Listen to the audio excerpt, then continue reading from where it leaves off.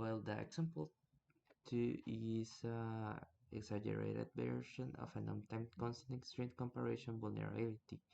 It tries to compare two strings. The string 8 will take the first 6 characters in common with the string B. That will take more time to compare with the string N. With the string A, only the first two characters in common with the string B. You can use this information to brute force the password in this example. Well, here is a running example of a script that is trying to find the letter P, and it says that this letter took more time than others, and also it confirms when he guessed the next letter. So we are going to the web post in the example 2. He will ask you a username and a password.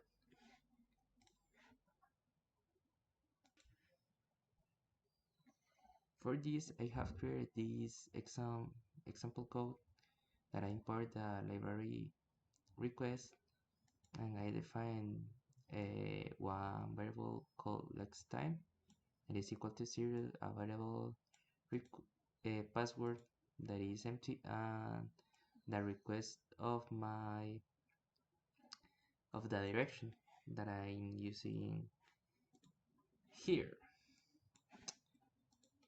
Also, I try to find a character in a range of 128 different characters, and here I try to put the password.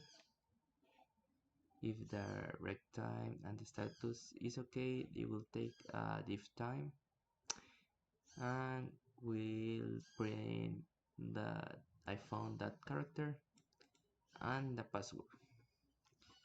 So now we will try to run that code on the PowerShell. It is on my desktop, so I example.py. Okay, I forgot the name is example2.py. Okay, try to close that and open a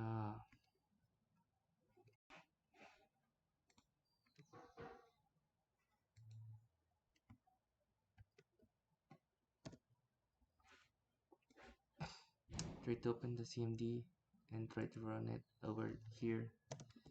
cd example 2, and it will take a few seconds. Well, here you'll try to print the comparison of the characters. Well, we need to wait until the program found the letter, so I will pause the video. If we see over there, over here,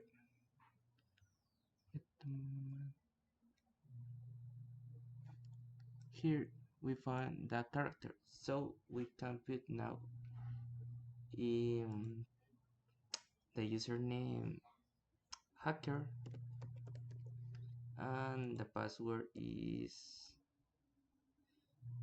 password. That instead of an A, I put a 4, and instead of a O, I put a 0, and the initial session, and I success.